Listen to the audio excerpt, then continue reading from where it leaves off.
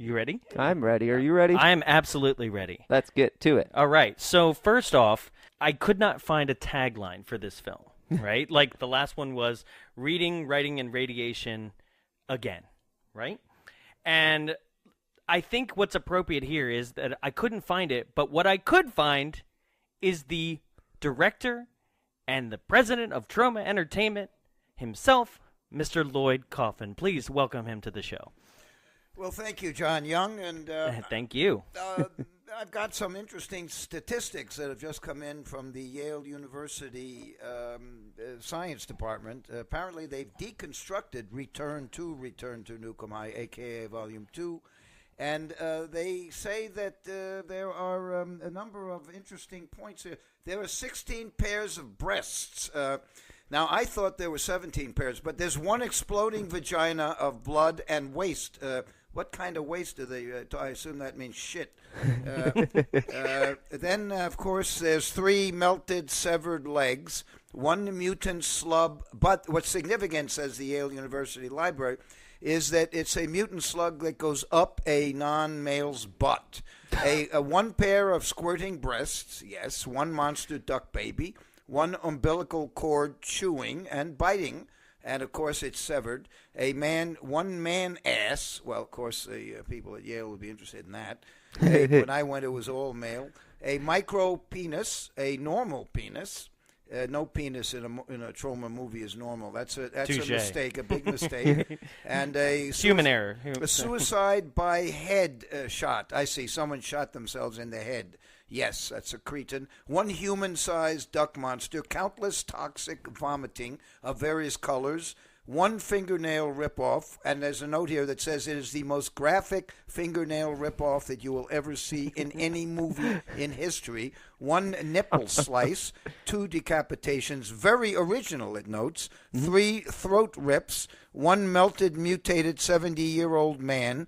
There's also 1 very naked 70-year-old man in this movie. 1 Troma head crushing. Only 1 ejaculation. The Yale group seemed to be disappointed. There's a kind of a hashtag sad there.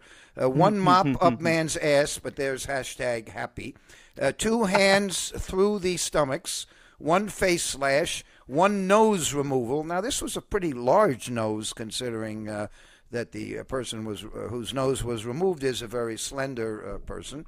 1 tongue rip out, a very large tongue. It's amazing how long that tongue is. 1 eyeball puncture, 1 skull split in 2 by hand, note, not just split by an axe like most common garbage movies. In this case, the skull is split in 2 by a duck monster, by hand or by flipper or web or whatever you want to call the duck's extremities.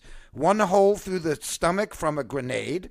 A toxic vomit face melt off. Yes, the vomit from the duck monster melts off a cis-identified female politically correct cretin face. 1 180-degree neck snap. 1 hand bitten off. 1 duck foot skull crush. Yes, a very good head crushing, and not the best head crushing, say the critics at Aberystwyth University in Wales. They say it's the best foot on head crushing since the Toxic Avenger. And 1 nuclear explosion. Now, 1 point that should be made is that the gentleman from Bombs Away and I would like to congratulate Guillermo del Toro on his Oscar-winning Shape of Water and his brave stand in support of woman on fish fucking. This is a issue that has been pushed down because of all the scandals recently, but we've created the hashtag Oscars so whitefish.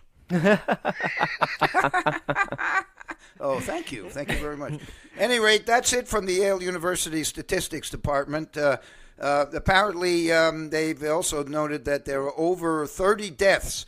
And Return to Nuke Em High, a.k.a. Volume 2, was unfortunately submitted too late to get an Oscar. But it did get many other awards around the world. And Lloyd Kaufman has been named one of the great directors whose career have spanned 50 years. Thank you so much. Let's drop some bombs.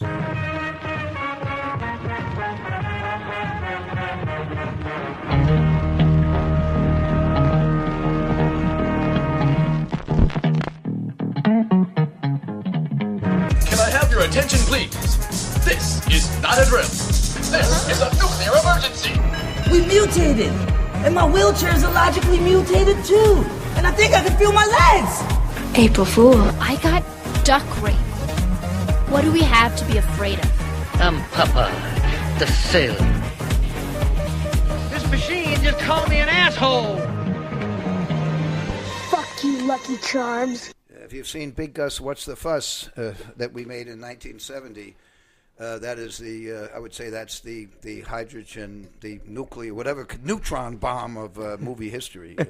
That works. That works a lot. The worst film ever made. So, ladies and gentlemen, welcome to Bombs Away. My name is Jonathan Young. Joining me in the studio, as always, is... Jarrett Seifert. Keeping it tame. Keeping it tame today? Usually he introduces himself and then he has his own little, like, I'm, what did you say? I'm the nuclear boy that you threw away in the dumpster. Wow. Yeah. Jarrett. And like we said in the intro... why isn't Jarrett wearing pants is what I want to know. He's in my room here, in my hotel room. I like to get real comfy. Not wearing pants. You need... My wife is calling. Oh, yeah. I'm going to decline. Oh, you can take it. It's fine. It was very important. She just wants to talk. You could actually answer it. Oh, you declined it. Okay. Well, ladies and gentlemen. But she loves you guys. She met you at the beautiful Frida Cinema in Santa Ana, and I told her I was seeing you today, and that's she excellent. may be calling to say hello. Oh man! Well, if she calls back, definitely New York just State bring her up to the Film microphone. Commissioner. She was the New York State Film Commissioner for 20 years. Oh, really? Wow. Appointed by 4 governors, Republican and Democratic. That's amazing. Yeah, that is amazing. We had met prior, like you said. You met Richard Pryor? Oh my gosh! Yeah, one of the greats. We used to smoke crack together. It was great. He was the funniest comedian. Talk about funny. That guy was a philosopher, funny, way ahead of his time. And maybe if he had been treated more seriously, he wouldn't have burned himself up. You know. Oh, absolutely. Chris Rock and Chappelle are brilliant. And clearly, they owe a lot to Richard Pryor. Yeah. So I'm glad you met with him. That I met. Yeah. He told me to have a Coke and shut the fuck up. Very cool. But we had met prior about 2 years ago. Lloyd was coming around doing the rounds for Volume 1. Was that correct? Yes, I was. Right. I sure was. New York Times, L.A. Times. Mm-hmm. The Bombs Away, all the important. That's right. Yeah. Well, I mean, we get the same reviews as unfortunately you do from the big media people. Like, fuck them.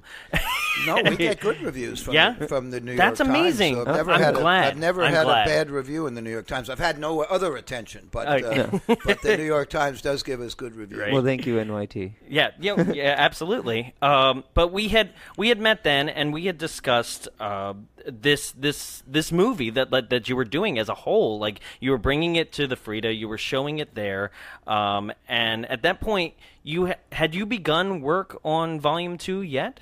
Yes. We were editing. You were in post. Yeah. Okay. Sure.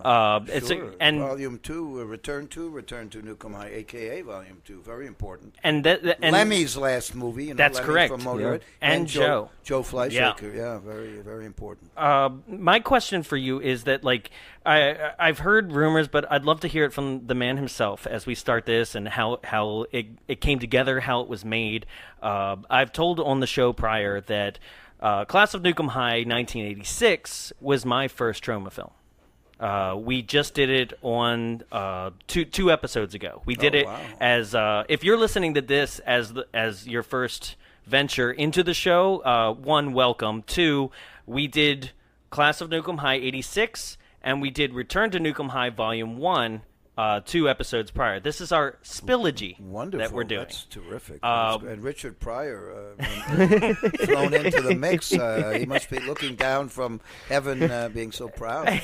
He's so proud of us. He was great. He was one of the greats. There's no denying that. Today with the social justice warriors, you couldn't do Richard Pryor's movies. Yeah. You couldn't do Mel Brooks' Blazing Saddles. But you could do Return to Nuke Em High, a.k.a. Volume 2, Jarrett, because Lloyd Kaufman doesn't give a fuck. Oh, we noticed. Yeah. It was so much fun, let me tell you. My question going back was that like what inspired you to say we want to go back to Nuke 'Em High? It was not my idea. I have to give credit to the good people at Stars Media. Nice. Who own, there's a TV company, Yes. part of a devil-worshipping international conglomerate called Liberty, which is like Comcast. Right. They're horrible. But this guy, who was in the belly of the beast, loves movies, and he wanted to remake some of the 80s movies.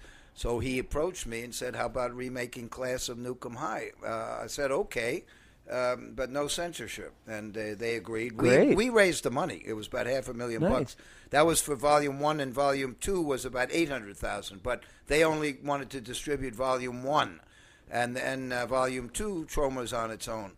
But it was his idea to remake Class of Nuke 'Em High. It was Quentin Tarantino who put in my ear at the Sitges Film Festival in Spain. We were both there. I think I was there with Romeo and Juliet or Terra Firma, and he was there. I can't remember which one he had. But he said I should make something more ambitious because he saw that all these low-budget movies were inundating the world, and most of them sucked, and how do I distinguish myself? So when I saw that he had done Kill Bill in 2 volumes, which I like those movies very much. So I decided I would indeed try something more ambitious. And I've spent 7 years on Return to Nuke 'Em High Volume 1 and Return to Nuke 'Em High Volume 2, a.k.a. Volume 2. So this is a big deal for me. Yeah. Honestly, what a great return, because thank you. I had just I had a fucking blast. Honestly, like I can't say how much that returning to Nuke 'Em High meant to me. I just got a note from the librarian at Dartmouth University who came to the Philadelphia premiere of Return to Nuke 'Em High, a.k.a. Volume 2. He said it's the best movie of the year. He said it's going to change how people look at. He calls them B movies. That's anachronistic. We know we don't have any more B movies. But what he means is independent movies. Yes. He says if the Marx Brothers were alive today, this is the movie they would have made. Yeah. That's a very accurate representation. He said he saw it a week ago, and he can't stop thinking about it, and he wants to see it again and again.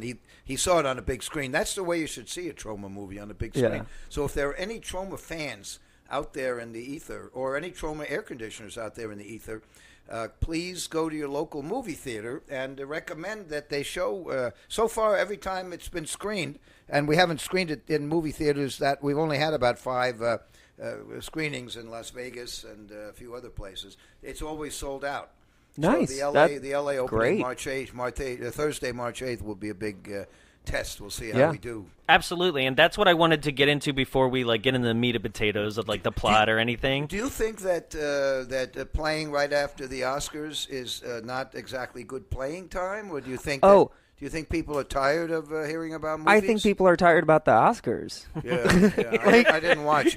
How was the Oscars? I didn't watch either. None of us did. We were recording, yeah. We were talking about... the ratings are the all-time lowest, right? Yeah. They were down, I think, 16 or 17% from last year. Eventually, the Oscars are going to be just the people in the audience and the people on stage all high-fiving themselves. Yeah. And nobody is going to watch because it's total asshole time. Yeah, it's very... asshole time. I'll watch when it becomes an actual circle jerk on stage. I'll go back. Yeah. Oh, I'll TiVo it. It's getting there. Yeah. I'll rewatch it if it's a circle jerk. Not a metaphorical one. I want a physical. I want a real one. One other thing that I want to touch on is that yourself up. That's right. If you're listening today, the day that this actually came out, Thursday the 8th, we will be at the premiere. All of us here. Oh, that's great. Will be at the premiere of Return to Nuke 'Em High, a.k.a. Volume 2. At the Lemley tonight. Cinema? Oh, wow. Fine Arts, the Aria Fine Arts in Beverly Hills? Absolutely. You'll be there? That will be that's there. Wonderful. And if you are interested in joining us, please look it up at lemley.com. Am I saying it right? Lemley Cinemas. Lemley. Yeah, the Lemley family founded Universal That's Studios. right. If you and the Universal was the only studio that did not collaborate with the Nazis. All the other ones, I mean, not that there are that many, but they all changed their scripts to conform to the Nazi philosophy. Oh, you mean except for the Lemleys? Like that the one that we actually work for, the mouse. Yeah, which I love your joke in this movie. You threw it in there. That was about hilarious. The corporate asshole. I was like, yes. real talk. And was doing your backstory. Like that whole backstory where you turned out to be Warren, which was don't great. Give it away. Don't. Okay. Don't ruin it. We'll edit that in post. Yeah, that's You're referring to Earl Warren, the Chief Justice of the Supreme Court during the Kennedy that's assassination. correct. You were there. I have been him many a time. Absolutely. So I guess we don't want to spoil it. We want people to show up tonight. Right. The story is too serious, too sophisticated, too brilliant. Yeah. I mean, it's already up for so many prizes. And whatever. Absolutely. You don't want to give it away.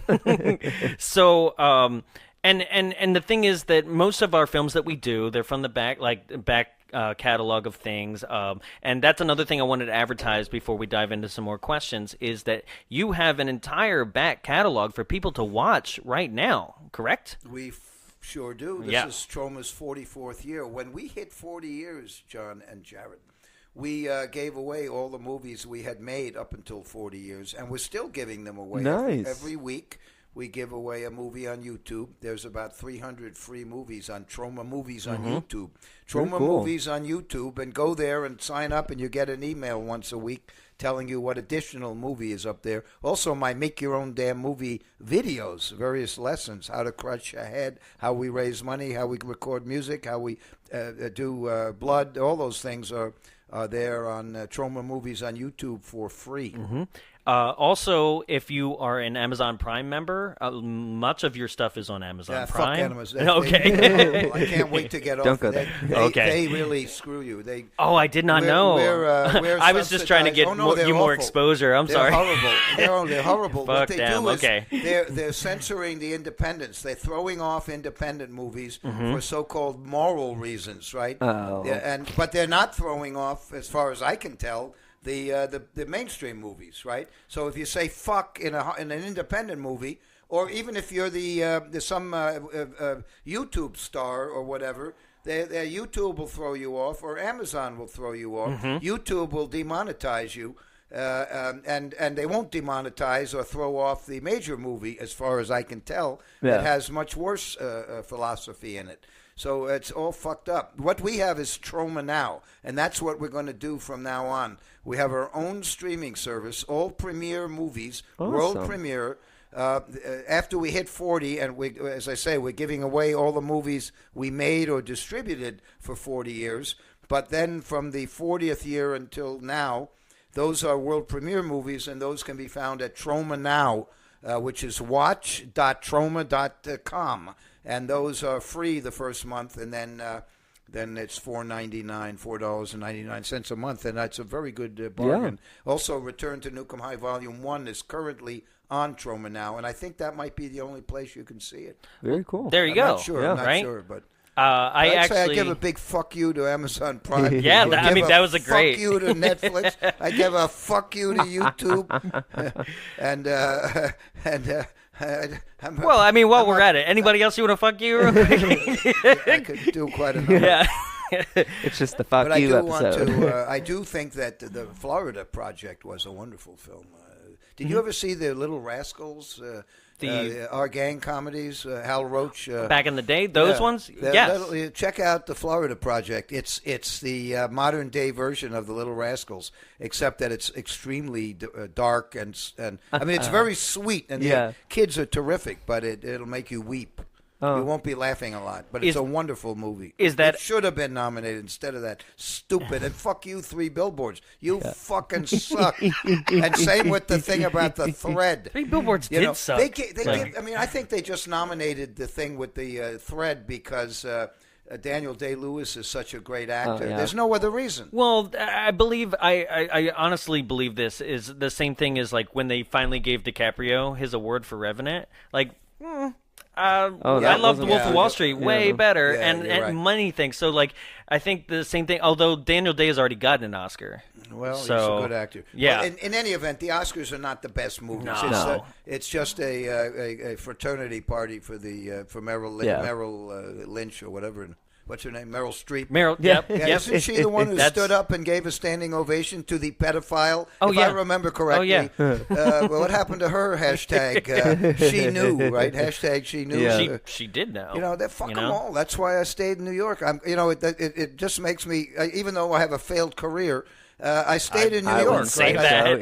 Well, I've been fortunate. I haven't had to deal with this scum, and smart people go to Yale, and maybe I was smart in staying out of the mainstream. And the one or two times that Michael Hers and I penetrated the hymen of the mainstream, we were the ones who got fucked, So we've been lucky. I've had 50 years of making movies, so I'm going to make a movie this summer. And then hopefully Willie Loman of the Underground, will be able to throw off these mortal coils and not have to make another movie. But this summer we're going to do Shakespeare's Shitstorm. I don't know if this has been announced anywhere, but The Tempest is my favorite Shakespeare play, and we have quite a good first draft. We got an excellent first draft. And we'll shoot hopefully July and August. And that sounds amazing. If any of your fans anywhere in the vein, it's pretty much in the same vein as Romeo and Juliet. Then, it's a much more difficult, Shakespeare's last or second to last play, and it's all about the loss of power, and it's about an old man and his daughter, and there's magic and monsters and psychedelia and drugs, and so it's a totally different kind of play than Romeo and Juliet, But Troma will improve it, just as we did with Romeo and Juliet. Absolutely. By the way, the Museum of Modern Art finally woke up and realized that Troma is a serious art colony. And they premiered Return to Nuke Em High Volume 1. The world premiere was at the Museum of Modern Art. And Volume 2, Return to Nuke Em High, a.k.a. Volume 2, was world premiered at the Museum of the Moving Image in New York City. In fact, they had a whole day of Class of Nuke Em High. They showed Class of Nuke Em High. They showed Class of Nuke Em High 2 and 3 and Volume 1. And finally, in the evening, they had a huge. I didn't want red carpet. I hate that stuff. Right. But they had the equivalent of that, except we wouldn't permit any of that bullshit. Sure. Did you have anything? I feel like I keep asking these questions. Romeo and Juliet was just in their Shakespeare Museum of Modern Art Shakespeare month. They only had 3 Romeo and Juliets, and Romeo and Juliet was the only one that actually filled up the auditorium. And that was at 4 in the afternoon. The 2 more famous Romeos did not do as well at 6 and at 8 o'clock. So time is the great revealer of truth, and Troma is truth and art. Absolutely. So I thought it was interesting because you said that who is it? Movie Star did the first one. Well, Stars. Stars. Stars. STARS. The cable company. They're a vassal of Liberty. Yeah. Right. And Anchor Bay is part of Stars. But I think Anchor Bay is slowly drifting into oblivion. Not their fault. It's just DVD and Blu-ray seem to be uniquely for collectors. I remember Anchor Bay back in VHS times and everything. And I think the first film I saw that Anchor Bay was at least distributing at the time that I picked it up was Halloween. Well, we're staying here in the Jamaica Bay Inn, right here in beautiful Marina Del Rey. Much nicer than Anchor Bay. And they're right next door, and they're kind of run down. Who Anchor Bay is? Anchor Bay. Well, they're they certainly did a good job dumping Return to Nuke Em High Volume 1. They do it like sausages. They make a 10% profit. They distribute a lot of movies, and we didn't really get a very good. Well, they lived up to our contract. I have to say that they did what they were required, the minimum amount, and they allowed us to make a very tiny profit. Yeah. Well, I thought what was interesting is I thought the second one, since I think it was, and it makes more sense now if it was in your own hands. I thought it was better produced. I thought it was a much cleaner film than Volume 1.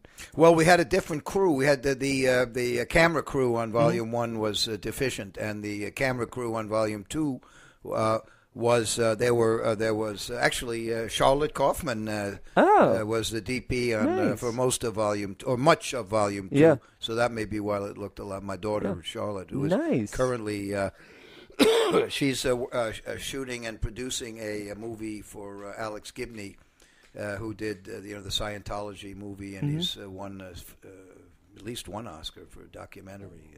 That's so awesome. she was DP, and she got to film me naked. Oh no, she refused. She stepped out, but I do have a. I thought that scene. was I was just dying laughing in my own room at that whole scene. I mean, because I love the movie it references. I don't want to spoil that scene Martin either. Scorsese has made people be naked in his movies, right? I've made people be naked for 50 years, and I felt that I should. You're like, well, why not join? It's the right thing to do, and I think Martin Scorsese and George Lucas and Woody Allen's already done his own. We know what he did, but I'm no joke. They should. They've made people be naked. It's only fair. So I've led the way. I'm challenging. Terrence Malick and Steven Soderbergh, and although they haven't made people be naked, or maybe they have, I don't know. But Scorsese sure. Maybe not on film, for but sure. He's had plenty of people, and so I think Marty, you ought to get naked in your next film. That was probably one of my favorite scenes I'd ever seen. Just it was all over the place, and I loved it. The scene with Martin Scorsese. No. Yeah, when he was naked. With me naked. All right, well, don't be a spoiler. Not like we're in your hotel room now, but it was hilarious. I think I it was deserve so a good. little credit for moral reasons. Yeah. If I'm absolutely. going to ask other people, it suddenly occurred to me that before I blow my fucking brains out, I should at least, be naked and show the people out there in the dark that this is an American puritanical bullshit thing, and the rating board that destroyed the MPAA rating board destroyed so many movie companies because of nudity, and they didn't have the same standards for the mainstream movies. Yeah. So fuck them. Fuck the MPAA.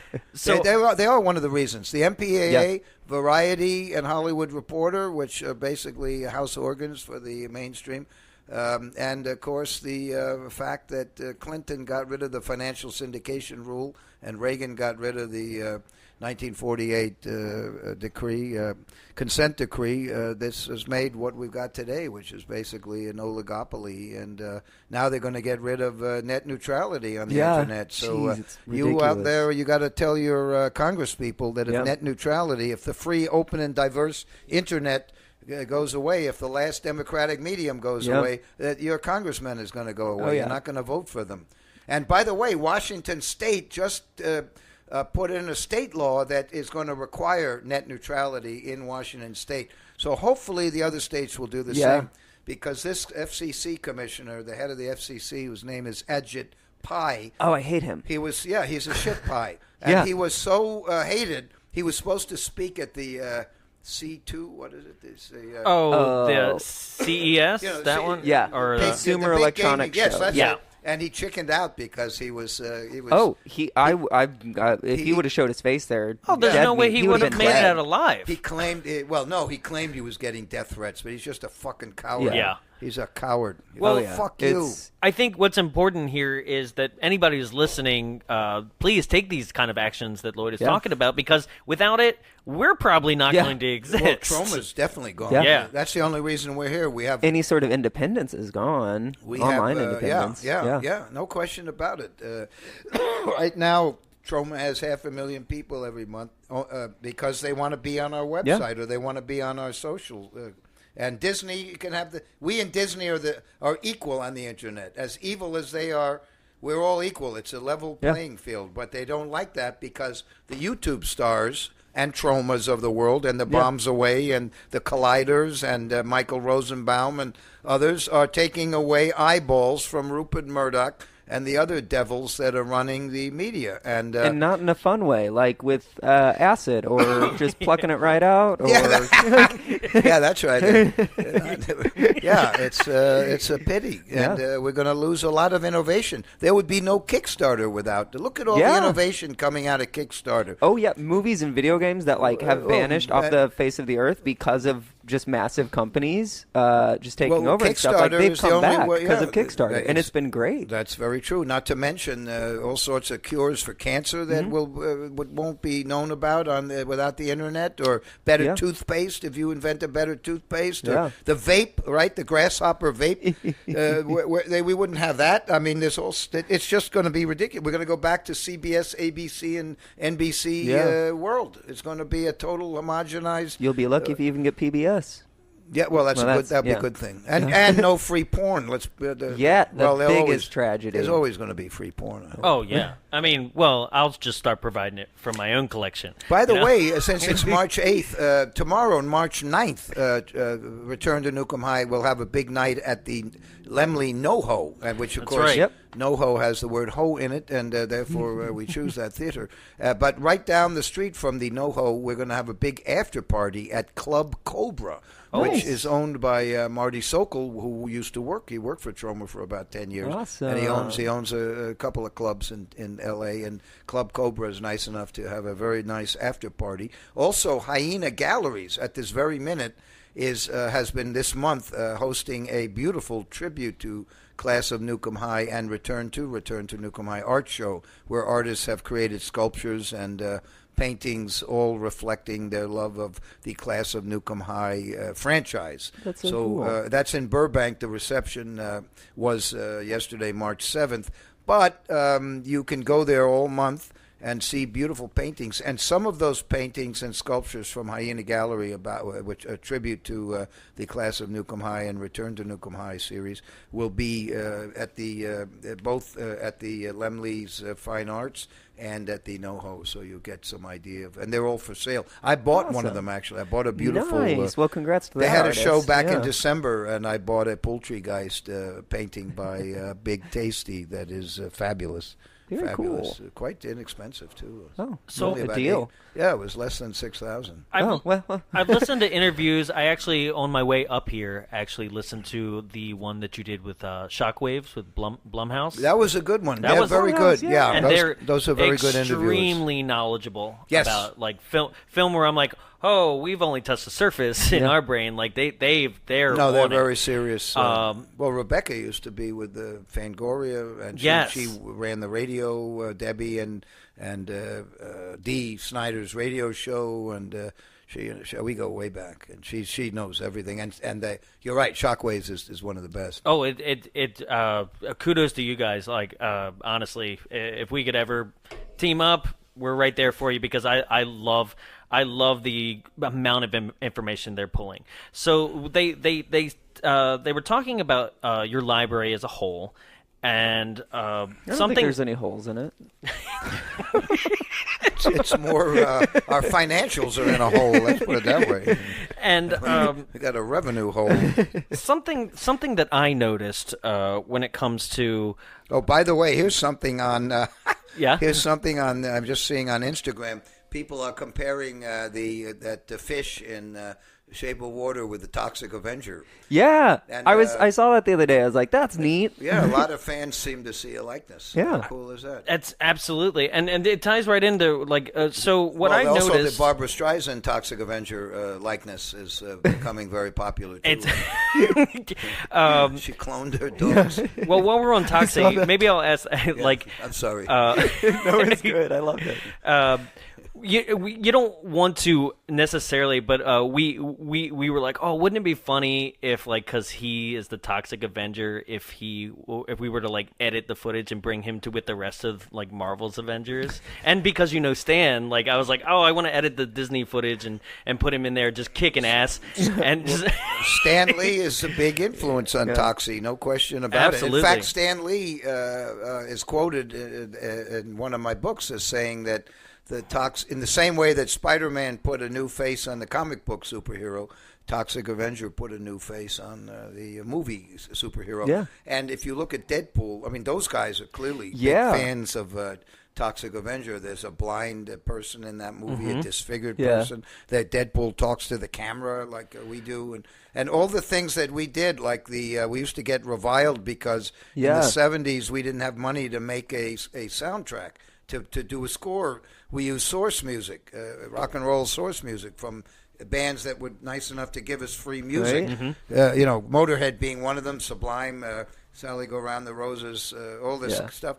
And people hated us for it. And they hated the Brechtian thing, the breaking the fourth wall. Now they're all doing it. They love it now. Yeah. Now it's the Troma style is very fashionable, except we get up. Yeah. And they do give us credit. I mean, James Gunn is always talking about how Troma is a big influence. When I was in Guardians of the Galaxy, he made a speech about the 3,000 people on the set that he channels Lloyd Kaufman even though he's making $200 million movies, he's challenging You're like, could you me, send who me makes just $400,000 movies, and it's fascinating because the Deadpool guys also are clearly major Troma fans, and Eli Roth, all these people that started with us have clearly felt us in their movies. Absolutely. So Guillermo del Toro. I met him when he did Kronos. I met him at a few times at film He's festivals. never seen it. Yeah, it's a good Kronos one. is so good. That's when you knew. Sorry. That's when we knew that he was going to be a world-class movie director and a very nice man. Big Troma fan. Same with Peter Jackson. And they have all said that Troma has been a big influence on their oeuvre. And you can look at these direct references. You can look at Roth, and you can definitely look at Jackson. They talk about it. The South Park guys, Drake Parker and Matt Stone, I think they might even show up on March 9th at the NoHo. Nice. Tonight. Well, I don't know that's about tomorrow. Tonight they may Tomorrow's not. Tonight tomorrow. they may not. Yeah, but, that's right. Tomorrow I they keep say thinking there's a possibility that some of those guys. And again, tonight we may see. Who knows who we're going to see? I know Ron Jeremy, right? Ron Jeremy's coming. Trent Haga, Tiffany Shepis. I'm not sure about James Gunn. He may be sending a video. John Voight might be sending a video. Again, I don't know exactly, but we should have some good. Certainly, all the stars, Katie Cochran and Asta Paredes are there, and Zach Amico's right in the theater now, and so I hope you can get to talk to them. Absolutely. Well, that's cool because, in a way, in my eyes, you've kind of changed the world. If you've influenced a lot of those directors, and Jesus, that's whew. Well, how does that feel? Oliver Stone wouldn't be in movies without me because he was writing a shit book. When we were at Yale, I knew him from second grade in school, and he was always kind of a psycho. But we were very close, and our parents were very, very best friends. So we saw a lot of each other. And he wrote this novel when he was in college, and it was horrendous. But he started hanging out when I was making movies at Yale. And it turns out that he is one of the greatest American directors in history. Yeah. Although he definitely got somehow managed to fillet. He's very a powerful person, but he sure gave Putin a great blowjob. That was really a disgrace that he was sucking up to Putin, who's a fucking horrible, horrible person. Nightmare, man. Oh no, absolutely. I do see all these people that you've influenced, and it's so obvious. But what's interesting to me is that if you look at your library and you look at class 1. Right, in 89. Class of or Nuke 86. Nuke Em High, yeah. And what I noticed is I can kind of see through the decades, the evolution of Troma and what were you able to accomplish versus what the mainstream is kind of going to accept, and seeing you push boundaries continuously, right? So you look at it's so obviously clear that every single one of your movies, there's you're pushing social buttons and you're trying to bring up things of the time, right? But in Class, it seems like it knows what it is. It knows exactly where it's going to go, and it knows to throw at its jokes. And then in the 90s, it seems that Subhumanoid and The Good, Bad, and as the Class series has progressed, it now became aware that it was in its own universe, which is something very fourth wall breaking. I think one of my favorite throwaway bits as a kid was right in the beginning of part 2. I forget what his name. Brock Beef Chest, like Brick Bronski. Yeah. And he prays to God, and he's like, I swear I'll never watch another shitty Troma movie ever in my life. And he has all the he has Toxie, and he has Troma's War on his apartment walls. Yeah. And it's obvious that then the films know that they're inside this universe, and they live around the same thing. And now that Return to, you have gone beyond that, like full circle. Like you are now talking to the audience directly, and without giving it away, there's a moment in this new film, very much like Spaceballs, where they leap outside the movie and they're watching the film. And I think it's amazing to see that evolution, and that now something that you've been doing forever, and every mainstream thing's doing it now. Like you said, Deadpool directly turns and talks to us. Like he's referencing multiple people playing the same part in multiple movies. These kind of things. I think you said it the best. Like, you're not getting enough credit, Lloyd. Yeah, the people who work at Troma, for the last 10 years, they've all been Gabe Friedman, Trent Hager, James Gunn, Trey and Matt. They all say the same thing. The day I get hit by the bus and get my own head crushed, suddenly everyone is going, he was Lloyd Kaufman. He changed the whole art form. He was a leader. And, like this Dartmouth guy today wrote, the librarian just said that I've put a whole new B movie picture world to change the world. But what are you going to do? Van Gogh never sold a painting. He cut his ear off and sold one painting to his brother. So, right. I'm not alone in that department. And honestly, I've been lucky. I've got 50 years of making a lot of movies. And, I think it's, I don't regret, I regret plenty of things, but I don't regret that I stayed out of the mainstream. Yeah. I don't regret that I can say, fuck you. The first time I met Phil Campbell from Motorhead, it was in England, because I'm in a video game with Lemmy. They made a video game called Victor Vran, starring Lemmy and me. And this was after Lemmy died, and they brought me to the press conference, press junket, and there was Phil Campbell. I never met him. I didn't know any of the Motorhead people except for Lemmy. And the first thing he says to me, I love you. You don't care a fuck about nothing, or something like that. And we hit it off. Maybe with subtitles. The whole day together. Yeah, Lemmy. We finally put subtitles, but Romeo and Juliet we didn't. Right. And he had the biggest part in Romeo and Juliet. He's a very good guy, Lemmy. He was the best. We had such a good time together. Speaking of so sweet and generous, and Same with Ron Jeremy. Same with Stan Lee. These kind of people who were there. They're all in the Volume 2. They're all in Return to, as well as the angry video game nerd, James Rolfe. You'll find many of surprises. You'll see many familiar faces from those guys from Comic Book Men and the Jokers. What is it? Impractical Jokers. Yes. There are so many. That's another thing. There's so many Easter eggs in this new one. They always want to help us. Absolutely. There's Easter eggs to that. There is references to all 40 years of Troma within it. Like, there's so many great things. Like if you're a fan, this is your swan song. Honestly, like, this has all of it. Well, it's more of a duck song. A duck song? Yeah. Right. Oh, man. I should have seen that coming a mile away, really. Kevin.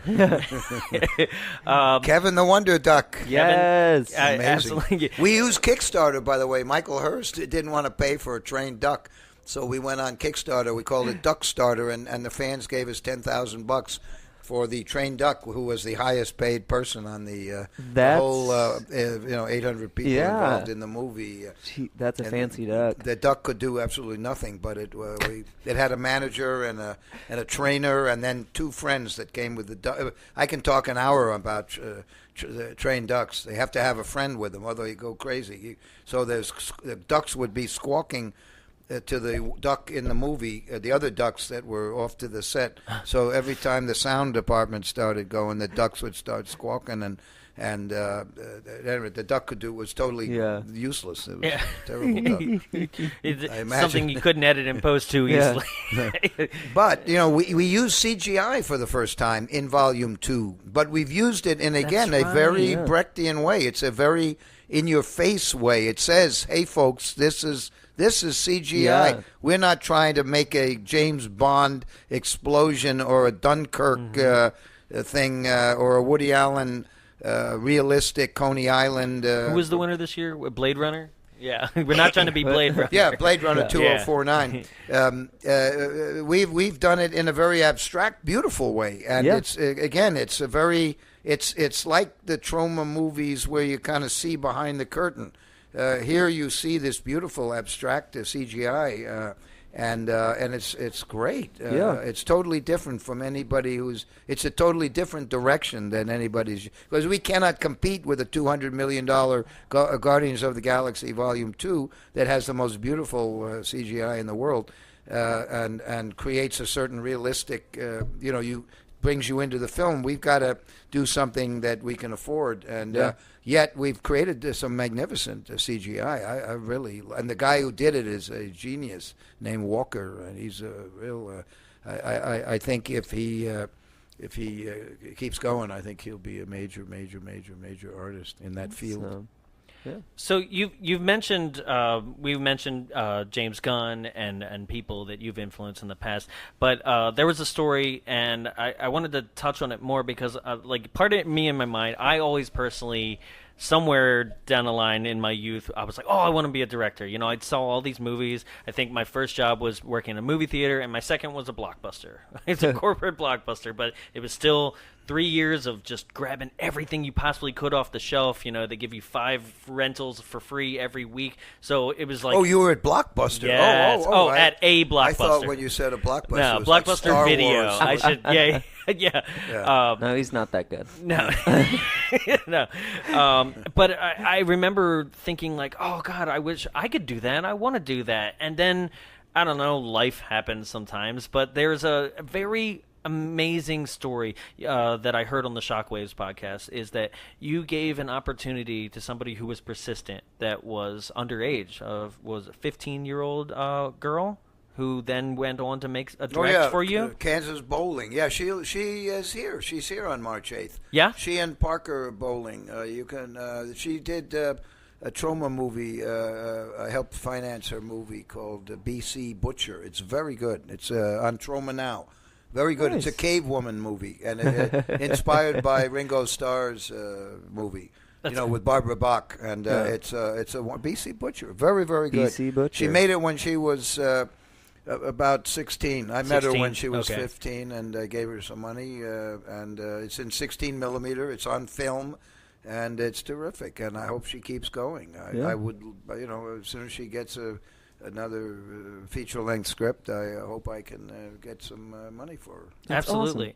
awesome. What I wanted to comment on that is that I think just you giving these people chances, and you mentioned in that interview that you weren't looking for distribution from it. Like, you just were like, here's some money, go make your dream. And I think that's mind-blowing, especially in what we know is like most mainstream and corporate. Like, they always want to see what's our bottom dollar, what can we get out of it, what can we do. And for you to be like, here's your money, make your dream happen, that's amazing. Like, you don't hear these kind of things other than like humanitarians and stuff like that, right? Like, you are in an entertainment world where the main example would be to like, we're here to make money. We're off of you, off of your product, like however we can. For you to just go make your dream happen, it's amazing. Like, it was Kansas Bowling's movie was something different too. It wasn't just the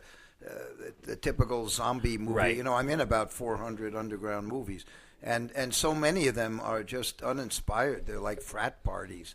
And I almost, I'm kind of now setting up a little bit of a bar if I'm going to be in movies.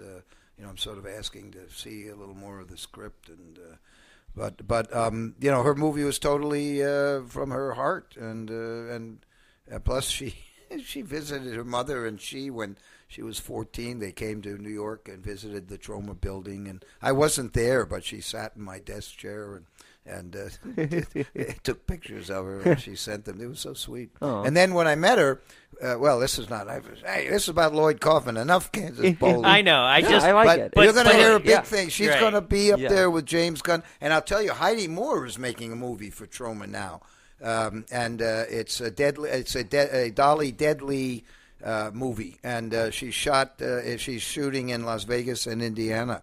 And I think that's going to be very Those good, are too. She's very talented, Heidi Two Moore. very different locations. Absolutely. Yes, I was well, like, I've been to both. Indiana's not much. Well, we need a trailer camp, and that's going to be in Indiana. Awesome. You have any anything else? I feel like I've been taking over the microphone I like for a it. bit. Okay. So we like our normal listeners are used to us running down the movie, but this movie's not out yet. So we do have some questions from like Class of Nuke Em 1. The reason I've written 7 books is to try to show people that this is not a rocket science industry. It's an industry controlled, unfortunately, by a small number of conglomerates. But if you can write a good script and you're obsessed, do it. You can do it yourself, especially now when you can make movies for under $5,000. You can make a movie. Father's Day, which is a Troma production. Oh, wow. It was made for under $20,000. And it's a great, great movie. And the boys from Astron 6 just did another one. They got, because of Father's Day, they were able to get $200,000 or $300,000 from the Canadian government.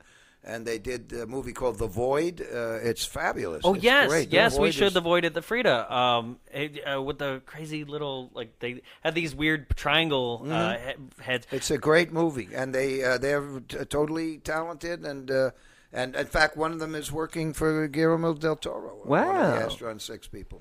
Nice. Yeah, they're brilliant. They are brilliant.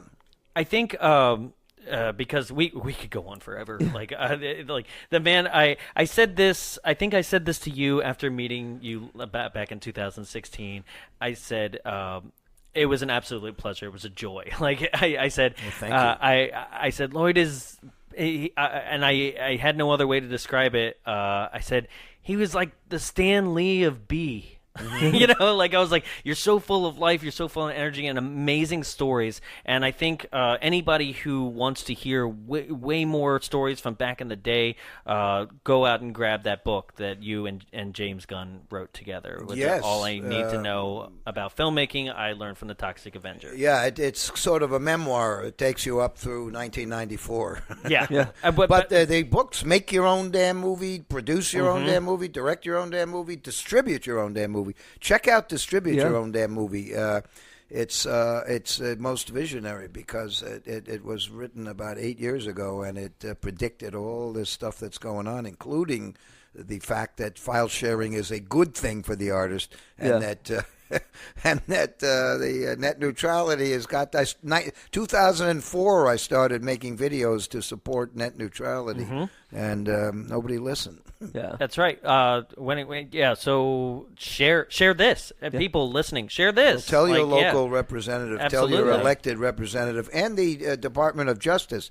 Bombard both of them. If you go to I'm on Twitter at Lloyd Kaufman, and my pinned tweet is all about net neutrality. And bombard your elected representatives that if net neutrality goes away, you're going to stop voting for them. You'll go vote for somebody else. Yeah. Yes, absolutely. So just little things focused on the film itself. You had a kind of a supporting role. Sorry, a supporting role in Return to Nuke Em High Volume 1. And then it seems like in this new one, you were like, oh, I'm almost lead. Like you gave yourself way more to work with, and like what inspired you to go, okay, when we're writing the script for the next one, I'm just going to take over and be the main. It was intended to be a two-part movie. Nice. It's just that we, the whole thing. What's fun about Nuke Em High and the Return to Nuke Em High is that you don't know where it's going. And the obvious thing would be to stay with the lesbians and the Cretans. Yeah. And people love the Cretans. But I thought it was much more interesting to do what we did. But again, I don't want to give too much away. And, Catherine Corcoran and Asta Paredes are terrific. Catherine Corcoran is definitely going to be a huge star. She already is. She was in the movie with Liev Schreiber, Bleed, about the Bayonne. A very good movie. Is that what it was called? The boxer about the Bayonne Bleeder. I think it was called Bleed. It's whatever it was. It's a very good boxing movie. It came out this year, and it's excellent. And she's on her way. They are strong, captivating leads. They're in very these good, two films. And they were terrific on set. They wrote a lot of their own lines. They designed their. I gave them each a color. Green and pinkish, and they created their own costumes, and you notice they have a little Troma universe, within the movie. Yeah, little buttons, or I think Chrissy wears a patch when she's talking to the principal at some point. Or a license plate. Oh, yeah. A license plate. I don't want to ruin too much of that one, but that was the good part. I was like, oh, ow. Hey, we need a license for this. There's a license. I loved it. Oh, it's so good. When Chrissy's jerking off, she's got... when she's beating off, she's got the Toxie action figure. The little figure right behind her. Yeah.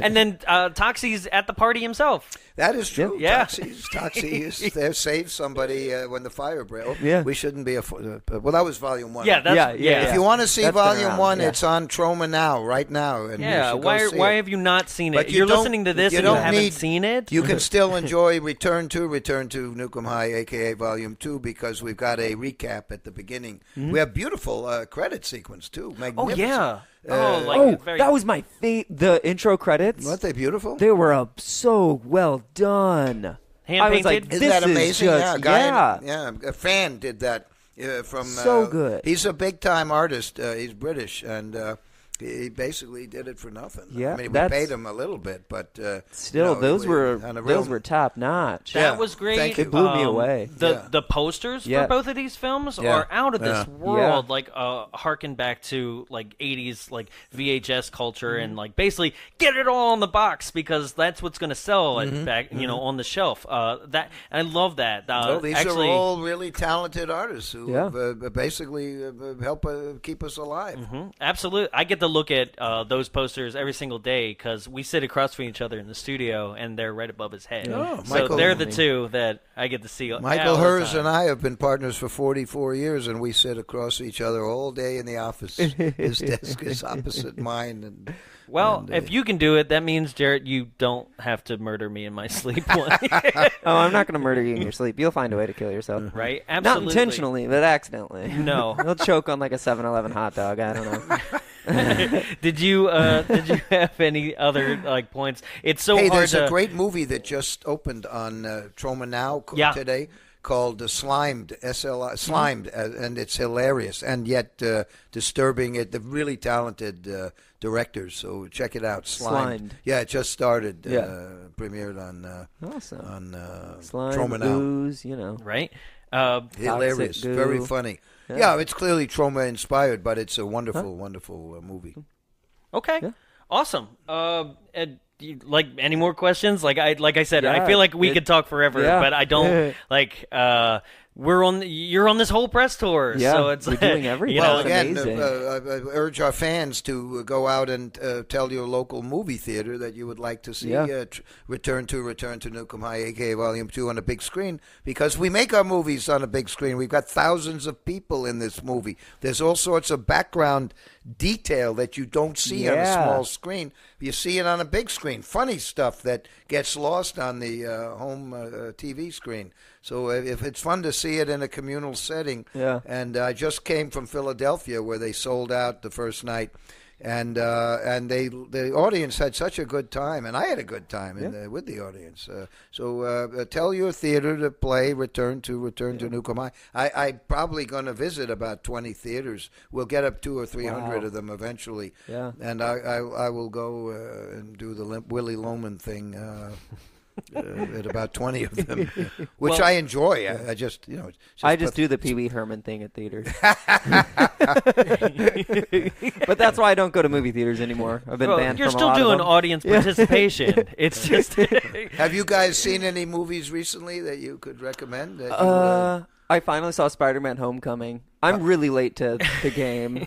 was it good? Yeah, it actually good, it surprised me That's because I watched the most recent one. Yeah, Yes. the most. I Yeah, haven't The one seen that's it, but- attached to the rest of I them. hear it's really good, Yeah, though. I it hear was- it's very good. yeah, it was good. Because initially I started watching it and I got about 20 minutes. How in was and I Blade like, Runner "Oh." 2049? How was that? I missed That it. was a. That's the one him I film. saw. I personally did not like the pacing. The pacing, like, it's one of those things where it's all spectacle and the story's like you're like kind of you just go. Gabe Friedman, who wrote Poultrygeist, hated it, but the guy who runs the Las Vegas Science Fiction Center, which recently played two of our classics, he said it was the best film of the year. He loved it. He just raves about it. I mean, it's Weird. gorgeous. It's just it's not going anywhere, and it's one of those deceptive Hollywood things where we're going to cut the trailer and we're going to put Harrison Ford on the poster, and he shows up for like 15 minutes. Now, what about Black Panther?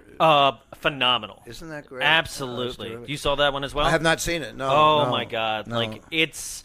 I wouldn't say the best Marvel movie they've done, but for what it is, especially like they've been doing these films for 10 years now, and to be able to, in the middle of it, especially when you're waiting for like the big Avengers movie, to be like, no, here's a very small, secluded story about a hidden country that doesn't want to be shown to the world, and be able to establish characters, establish the setting and everything in a world we thought we already knew. That, and then also deal with racial divides and those kind of undertones, and the first African-American black superhero, like to be like in a major, part of a major cinematic universe like this. It's amazing. It's so good. It's very powerful. I totally recommend it. Good. Other than that, I saw Early Man, the Wallace and Gromit stop motion animation thing, and then I think you saw something that was like you recommended. It was a original. I know we don't like Netflix too much here, but they are making Netflix good films. has got great things. Yeah, I've been watching the Big Mouth. It's hilarious. Yeah. It's wonderful. I'm laughing out loud every 30 seconds. Yeah. It's terrific. No, Netflix has very good things, but there's it's Amazon we don't like. That's no, right. we don't like. We hate Netflix and we hate Amazon because they use us. Right. They give us. Yeah. They fuck us. They give you the so they can and- spend $8 billion on the. But that's the way the theaters used to operate. Yeah. They take 90 days to pay us. We would get 25 to 35% of the gate. Jeez. The majors would get 90%. They took 6 months to pay us because they'd say, "I got to pay Paramount. I can't pay you." Yeah. Right? They always use the little guy to subsidize the elites, and then so fuck them, and it's terrible. This. So we're on our own. But if net Yeah. neutrality goes away, I don't know what we do. But I don't think I'll be around too long anyway. That actually brings up another great question, which I've wanted to ask. I've asked many theater owners, but I've never asked a movie maker. Is how do you feel about MoviePass? I've got one, but I can't use it. The goddamn thing is always up. I've had it for 3 months, and every time I go to the theater, it doesn't work. Yeah. So, Okay, so I need some 14-year-old kid to help me update it. I've got it. I was I not have it in expecting my that to be pocket. the answer. And my daughter gave it to me for Christmas, and Sure. it's now March. I still haven't used it once. Um, But it sounds great. It seems terrific. And I was at the. We went to see what was the movie we saw? The one that won the Cannes Film Festival, the Danish or Swedish. It's about museums and. Shoot. Good movie for discussions. But anyway, we went to it. What the hell was it? The Square. Okay. And don't see it. It's unbelievably pretentious and boring. But if you do see it, it leads to some great discussions. Yeah. Okay. It deals with some fascinating issues. But it's really pretentious. But I tried to use the card there, and other people were coming to the theater. I was hanging around the bar. They couldn't use the goddamn thing. But because apparently there's updates or something. But you need to find some 13, 14-year-old kid. Yeah. I will find that kid. Yeah, you should. Yeah, I know. It's a great thing. But make sure he's always wearing a badge. If one of my so they know daughters what's would up. help me out, if one of my daughters are listening and would help out their poor father with the movie pass. You so- got me this thing, and now you just left me Please to help die. me. I know. Yeah. Okay. Yeah. No. That's that. I think it's an amazing thing for the industry that a lot of people, the theaters are bucking at, and they don't realize something personal experience wise is that. You spend like $12 to $15 on a movie at some certain places. New York, it's like 20. Jesus. God. Although if you're a senior citizen like they give you a few bucks off. Yeah, but still, I mean, The theaters that's still should love it so because much. Yeah. they make their money from popcorn. What are they complaining That about? Yeah. was the point I was going to make, Yeah. is that I used to come in and, I mean, we're a poor indie podcast. We have no money, $8 for a small popcorn Yeah. in New York. right? And I used to have another podcast where I would have to review new movies, right? And I was like, I can't afford to go to the theater on a weekly basis to watch the content that I need to provide content, right? So now I would be just buying the movie ticket, and that is it. But now that MoviePass is there, I am spending more money on concessions, hot dogs. Sure, I'm yeah. going to. Yeah, have you been to these dine-in theaters yet? Of The ones course. with like full Yeah, service. Yeah, they play our movies. Those are the ones that usually play our movies. Yeah, Nice. They they're bring you the Yeah. food. And Alamo I love it. Draft House. Don't know if you'd want to eat during Oh, I love Return to. it. Why wouldn't you? I was in Las Vegas. The Eclipse Theater was sold out when I was there for Return to, and people were ordering lots of food. I love it. I mean, if you see a projectile vomiting, a lot of people encourage them they're to like, eat. that makes me hungry. Yeah, because the Yeah. food is going out of the Yeah. stomach. So Put something back in. So exactly. usually at the end of our shows, we have two bits. Basically, one is we call the W's. Basically, who would you recommend this film to? Why would you recommend it? Like, and in what setting? Yeah. Right. So basically, like for me, I would recommend this to anyone. Yeah. Honestly, anyone who is a fan of your library pass, but also a fan of just like pure audience participational, like fun. Like you're gonna go in and you're gonna cheer, you're gonna laugh, you might even vomit, but you're gonna have a great you might time. get a boner. Yeah. I got a couple. That would be my W's for it. Yeah. I would also say that I would love, because I grew up next to a drive-in theater, I would love to see this as a double feature at a drive-in theater somewhere that's still in existence. Yeah, that'd be so much fun. Very cool. Yeah. You? I would say really anyone, because there is kind of this resurgence of Brechtian that's just coming kind of back, and it's a lot with our younger generation, people that are kind of stepping up and actually trying to reshape the world. For people who don't know who Bertolt Brecht was, you might want to say. Yeah, bit of an art history there. Most of the people in the studios here do not know who Brecht is, so but our fans might. But who is he? Oh God. I was like so on the spot.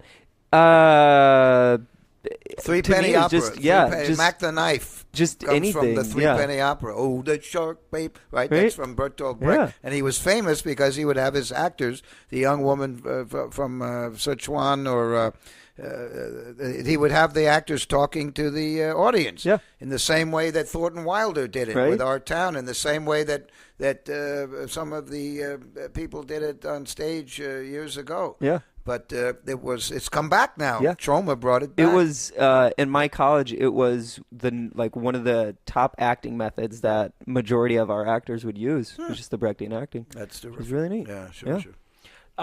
So, in your own words, who should see this film? Why should you see this film? Well, the thing sell about it.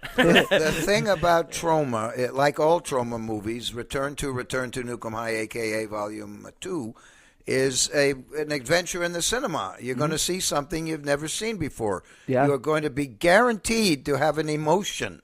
most of the mainstream movies are homogenized baby food, and you sit there eating your popcorn, and you're not bored necessarily, but it's baby food. You and smile, you laugh, you go can home, live and you're on like, what a baby great food, movie. and you forget it. Yeah. Yeah. Does anybody remember? What was the movie that won the best film last year? Not the L.A. Last year? Not La La Land, was it? I never bought. It was Moonlight. Yeah, Moonlight. Anybody remember it in 2 years from now? Nobody. No, but we remember the mix-up. Yeah, But that's all we're going to. And how scary, how disturbing Warren Beatty looks. Yeah. That's about it. But the Toxic Avenger and Tromeo and Juliet are in the Museum of Modern Art, and they will continue to be there. Yeah. And 30 years from now, return to. If the thing about Troma is, you may love Tromeo and Juliet, you may hate the Toxic Avenger, but you're never going to forget Return to Nuke Em High Aka Volume 2. You will never forget it. You will have an adventure in the cinema. You'll be entertained. You will deal with some very important social issues, but not in a way that's going to be preaching to those who are already converted. You're going to see some young people will see some things in the world that they can correct. And that's why we made Poultrygeist Night of the Chicken Dead. That's why we've made every single Troma movie in the Troma universe. Tromaville itself, it's all about the underdog. It's all about social issues that should be dealt with. And the most important, Return to Nuke Em High is created to entertain. Yeah, absolutely. I love it. That sums it up perfectly. Ladies and gentlemen, once again, Lloyd Kaufman, thank you, sir. Well, thank you, everybody. Thank you. Thank you, Bombs Away. No question. No, thank you for having us. Hopefully, you. we can repay you. We'll come and we'll fly out to New York and do cameos. Anything you want. Well, we're shooting. By the way, we start casting. I think March 15th in New York, and people can send reels, and you don't have to go to New York. Obviously, you're gonna have to go there if you want to be in the movie. That's right. By the way, people came from all over the world to be in this movie and to work on this Return to Nuke Em High.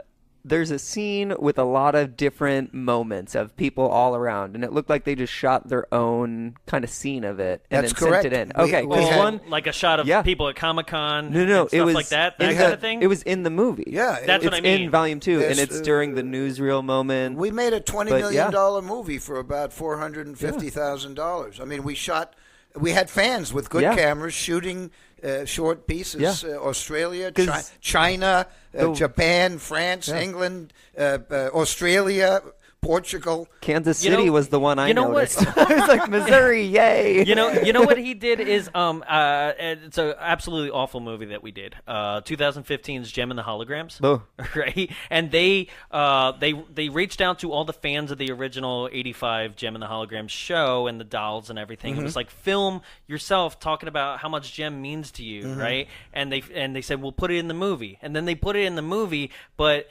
it wasn't in context of what they actually filmed themselves doing, and people were like, no, I was talking about this, not this shitty girl that you like. The movie's just horrible, right? Yeah. And so for you to be like, hey, film yourself doing this, and we'll put it in, and it stayed true to like the entire story. It's and great, it's funny, right? It's very clever. That's how it should be Plus, done. look at the production value. I mean, if this were a mainstream movie, they would have sent crews, or they would have hired. You're getting away with so much shit, and I love it. And good cameras. They have good cameras. They all what is it? I think the first major motion picture, we mentioned Avengers before, but they shot some of their New York footage on an iPhone 4 back in the day. No kidding. Like one or two quick, we need a pickup shot kind of thing. Tangerine, one of the great movies. Yes. Before the same guy who did Sean Baker, right? Wasn't that old telephone? I think it was old phone footage, Tangerine. I thought that Florida Project was, but no, that's a real... You can see in the credits they had a pretty fancy group there. But it's a wonderful film. Why wasn't that nominated? That's so original. Why? Because it's independent. Yeah. I mean, it's all about how much money. Genuinely independent. Yeah, it's about how much money that you can you get out there to get your stuff nominated. Yes, politics and money. That's right. Absolutely. And politics and money. Two worst things in this how many country. ads you send, you pay. That's right. And they used to. I worked on Joe. You know. I worked on Joe. My first job was Joe. Cannon. Directed by Cannon, a shitty company. We love Cannon, actually. A shit company. But John G. Avildsen directed it. Peter Boyle's first movie, Susan Sarandon's first movie, cost $150,000. Got nominated for Best Screenplay by Norman Wexler. Jeez. An unknown. Yeah. All unknowns and working for a shitty company in New York for $150,000. No ads, no trade ads, no nothing. They got nominated. Would that happen today? God, no. Yeah. No. Fuck no. They wouldn't waste time. In fact, Troma could make. Yeah. We could have made Guardians of the Galaxy, and the mainstream would have. The New York Times, the L.A. Times, the mainstream would have totally ignored us. You did make Guardians of the Galaxy. Well, we sort of did with Volume 2 of Return to Nuke Em High Aka. Thank you. I mean, that's just really less space. Michael Hers actually, he doesn't speak very kindly of the films that I make. He loves this film. He said it's the best movie that Troma has ever made. He said it on camera. He said it on camera. So just to make sure, check it out. Absolutely. Check it out. No, please do. Oh yeah.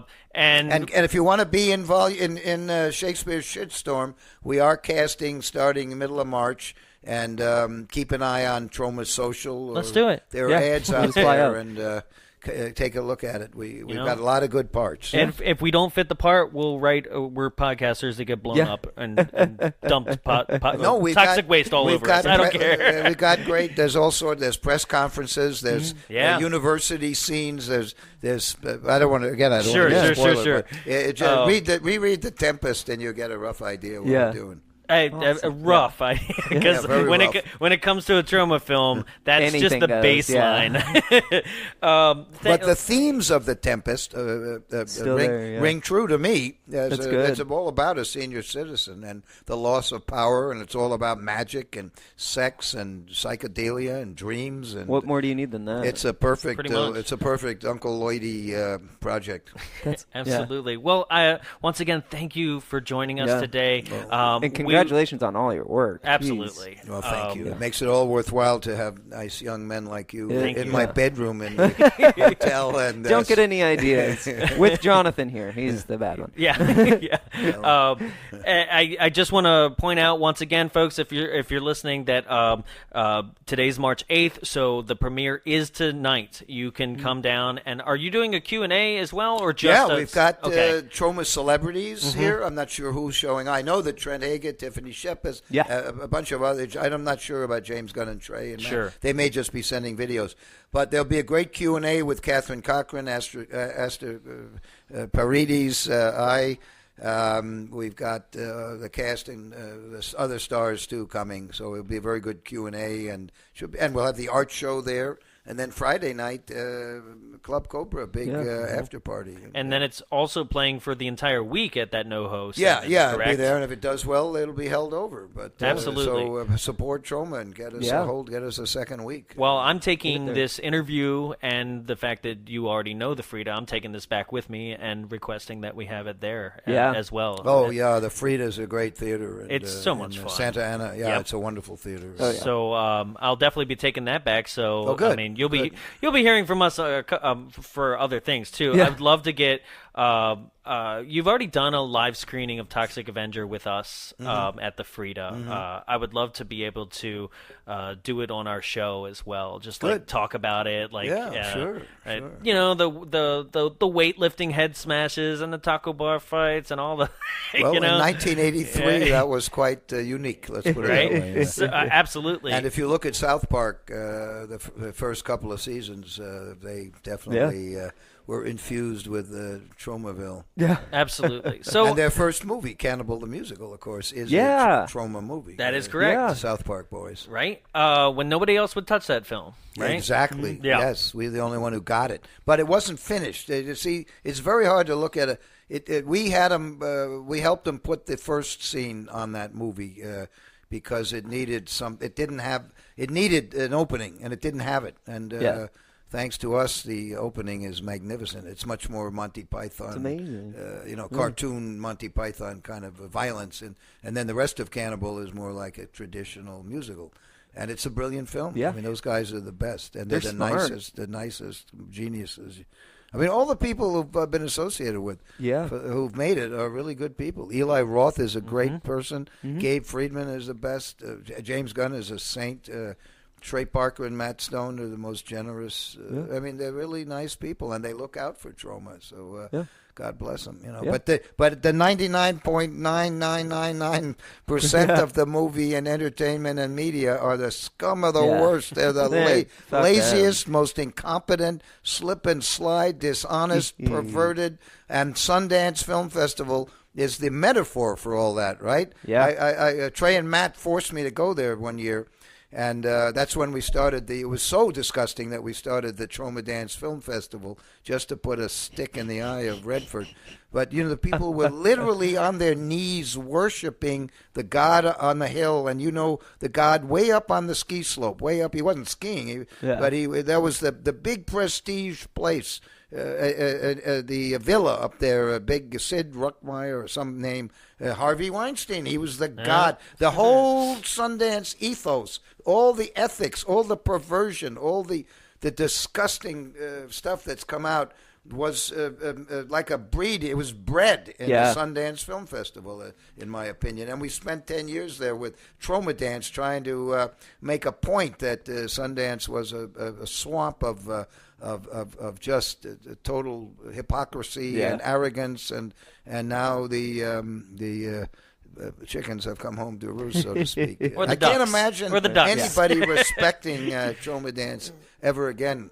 Yeah. Wow. So, thank you once what did again. I say? I didn't mean respecting Troma. Oh, Sundance. Nobody respects Troma Dance. We know that. Sundance. I think they've totally lost any kind of validity. They're screwed that they now. ever had. I think they are. I think they really, because they just totally. It was all about Weinstein and this coterie of celebrities, sons and daughters, and then every once in a while they'd put an independent movie in, but they would show it when all the media had left. They'd show it the last weekend when everyone left. But Troma Dance, we have the 20th year coming up. You can submit your movies. We've moved it from Park City. We did it at 10 years. We did it for 10 years, right during Sundance Festival, and in the same little, nice little village. And the idea was we don't pay to submit your movies. You can submit your movies to Troma Dance for free. Sundance charges. They go to the candy bureaucrats. Oh, it's a racket. They're flying their can, and you hear them talking. Oh, did you eat at that restaurant? Blah blah blah. In the Thai restaurant on Main Street, and the blah blah blah. The new restaurant 353, and right. I mean, this is what they talk about. Yeah. They don't talk Not about movies. They're No, not they talking don't have movies any at all. interest in movies. And same when they go to Cannes on your dollars, the dollars that you're putting up for to submit your movie, which will never get into Sundance unless you're part of the scumbag elite. Yeah. So, they fuck them. They don't give a shit. Anyway, Troma Dance moved to. We're now in Manhattan at the Pitt Theater, and last summer was the 19th year. So no, 18. I think this coming one is our 20th year. So there's another. No, it's our 19th year. I'm sorry. Troma Dance. Another opportunity. Tromadance.com. To Go to Tromadance.com if you're a filmmaker and you would like to submit your movie, features, shorts. Human Centipede. Nobody would play that movie. No festival would touch it. Troma Dance had the U.S. premiere. That's amazing. And look at what that did. We didn't get the second one, obviously. So if people want to get more information, see your daily life, all these kind of things, where can they follow you? Well, I answer all my Twitter, so if anybody wants to Indeed he ask does. questions, You're a good Twitter person. Yeah, I do. I do it myself. Yeah, and, that's amazing. I also do my own Instagram, so you can find me there. And my assistant can, if you have a question, I can answer it. Or if there's something, if you want me to be in a movie, I'll put you in touch with my assistant who has my schedule. Yeah. So that Twitter and Instagram handle is No, at Lloyd Kaufman, LLOYD, double LOYD, KA, not LYOD, which many people spell Lloyd. It's LLOYD, Lloyd. KAU. That's right, Lloyd. They used to call me that in 4th grade, Lloyd. Although it's a Welsh name, Lloyd in Welsh is Lloyd. The double L in Welsh is pronounced.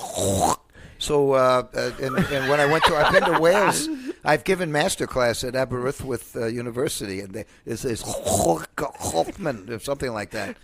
So there you go. Troma from the time. How did my folks know that I was going to be?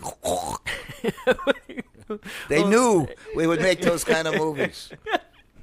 Well, thank you so much for being on the show, sir. It was an honor. Absolutely a pleasure. Well, thank you. When it comes to us, for those who are listening, you can follow us on all our social media at Bombs Away Show. That's Twitter, Instagram, and Facebook. If you want to write to us, if you had a question for Lloyd and you want us to pass it on, or you have a question about this film or the screenings or anything that we've done in our past library, you can write us a personal email, contact@bombsawayshow.com. Our website is on the way, bombsawayshow.com. Still working on tweaking it a little bit. Give me some slack. I'm the one who's doing it. I do all the Photoshop. Check out this amazing flyer. Check out this amazing flyer that's going to be on our Instagram for the Spill-ogy that we just did for all 3. I'll show you when we get off air. It's so much fun. Oh, wonderful. But, yep, that's all me, guys. So when you're commenting, don't give me so much fucking shit. Okay? By the way, I got one more point for you filmmakers out there. This is Uncle Lloyd talking. We joined Kit Split. If you're a filmmaker, Kit Split is like a Airbnb for movies. And it's out here on the West Coast and on the East Coast. And it's great.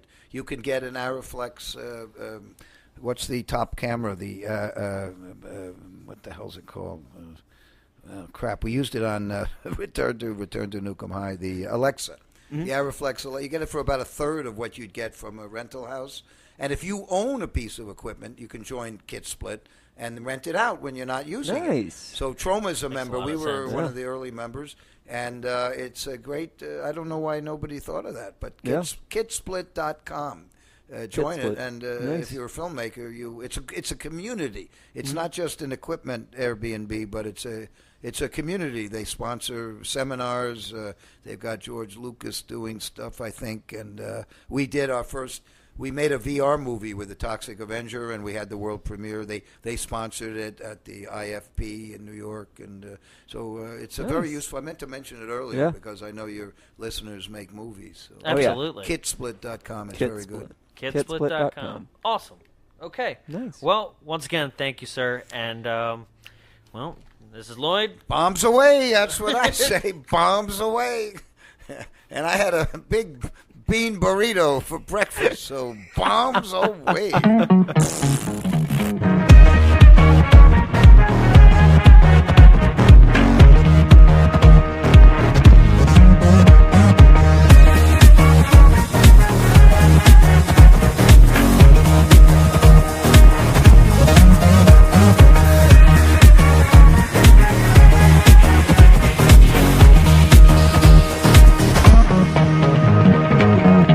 Greetings from Tromaville. I'm Lloyd Kaufman, president of Troma Entertainment and creator of the Toxic Avenger. You know, folks, when the Troma team and I are not making those great movies like Tromeo and Juliet and Return to Nuke Em High Volumes 1 and 2, we like to attend the amazing screenings at the Frida Cinema, because the Frida Cinema is the best programming, the best movies, the best way to spend a couple of hours in the entire world. And remember, folks, Toxie reminds you to go to the FridaCinema.org and push that donation button and look at all those great shows. There was a Troma month. There was even a Troma month. Oh my gosh, the humanity. This has been a production of Big Bulb Entertainment, executive produced by Jonathan Young.